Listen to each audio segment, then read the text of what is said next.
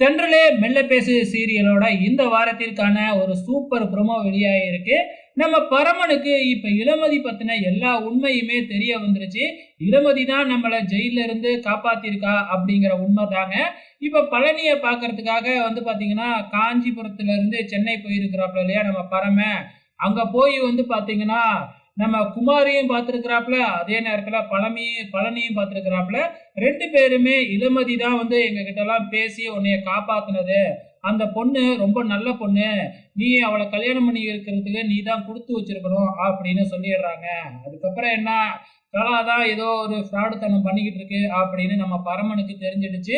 இருந்தாலும் அத வெளியில காட்டிக்கல. நேரா இளமதிக்காக தான் வராப்புல நம்ம பரமன்.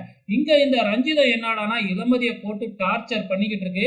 இளமதி சாப்பிடறதுக்காக தோசை ஊத்தலான்னு மாவு வச்சிருக்காங்க. அந்த மாவை எடுத்து கீழ ஊத்திடுச்சு. இப்ப இளமதிக்கு சாப்பிடறதுக்கு கூட எதுவுமே இல்ல. இதனால சண்டை போட்டுக்கிட்டு இருக்கு இளமதி ரஞ்சிதத்தோட. அப்ப அங்க வர்ற பரமன், இப்ப என்ன உனக்கு சாப்பாடு தானே வேணும், நானே வாங்கி கொடுக்குறேன் அப்படின்னு இளமதியை அழைச்சிக்கிட்டு போயிட்டு ஒரு ரோட்டு கடையில தோசை வாங்கி ஊட்டிலாம் விடுறாப்புல. அதே மாதிரி இளமதியும் நம்ம பரமனுக்கு ஊட்டி விட, நம்ம பரமன் மல்லிகைப்பூ வாங்கி நம்ம இளமதி தலையில எல்லாம் வச்சு விடுறாப்புல. சோ இளமதிக்கு புரிஞ்சிருச்சு பரமனுக்கு நம்ம மேல அன்பு காதல் எல்லாமே இருக்கு அப்படின்னு சொல்லிட்டு.